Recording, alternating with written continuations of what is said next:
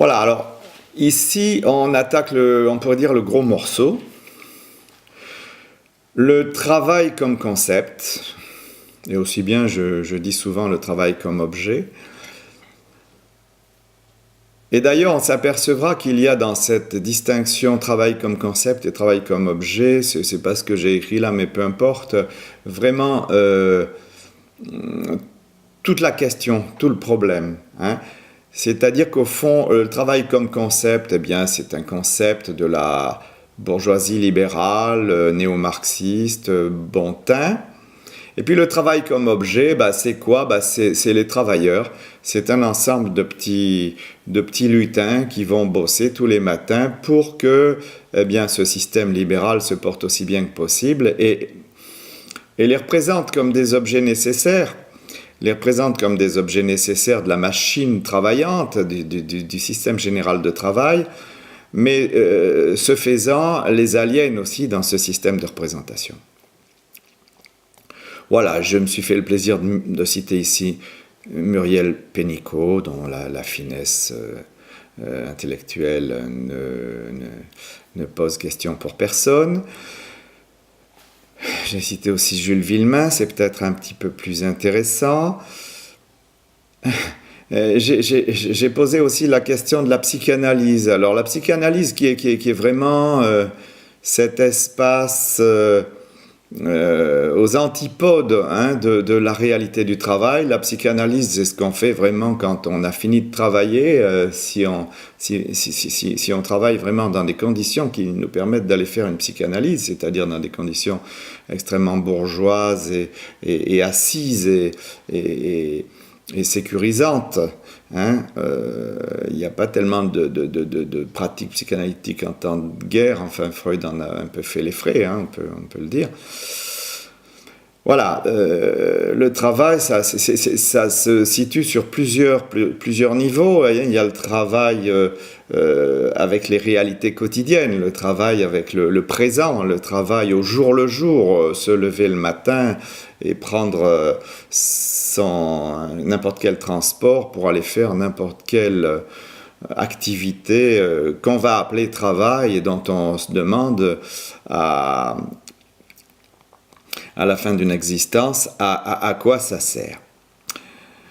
J'ai cité ici, je vois Hannah Arendt, une fois de plus, on ne la cite jamais assez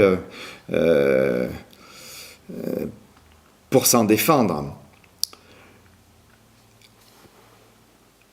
Elle a pensé que les progrès, elle et toute une mouvance importante de la modernité, n'a fait que construire son propre espoir en pensant que les conditions inouïes de la modernité allaient émanciper l'homme de la pénibilité du travail.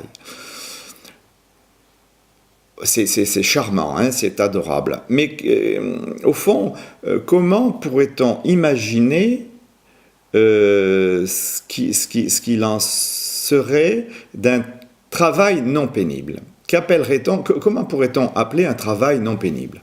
Alors on va appeler ça une activité de représentation sociale, on va appeler ça de la réalisation de soi. Enfin, il va y avoir tout un tas d'expressions stupides qui vont nous permettre, qui vont permettre à un certain nombre d'acteurs sociaux de se tailler une large part du gâteau de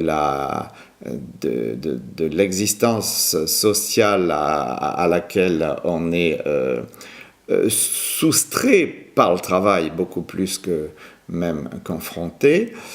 Et donc ces acteurs vont, en décrivant les conditions d'un travail émancipé, alors je pense tout à fait bien entendu à l'héritage marxiste dans cette définition, au fond on s'aperçoit que la pensée critique marxiste, et on ne peut pas reprocher à Marx de ne pas avoir été un penseur critique, il s'instaure vraiment dans la lignée, il vient d'ailleurs pas si longtemps que ça après Kant, et puis il se débrouille pas trop mal sur ce terrain.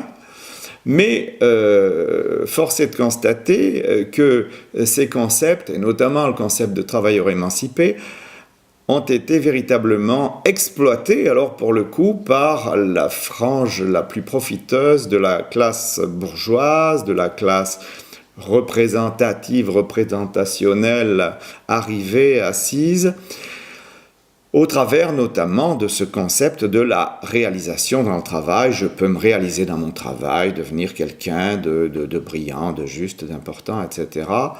Oui, c'est très bien sur le papier cette affaire, mais dans la réalité, c'est beaucoup moins évident à mon sens. En tout cas, c'est l'objet de ce que je cherche à mettre en description dans cet ouvrage. Voilà, je fais court sur le travail parce que le travail, c'est vraiment un truc qui est toujours beaucoup trop long. Merci.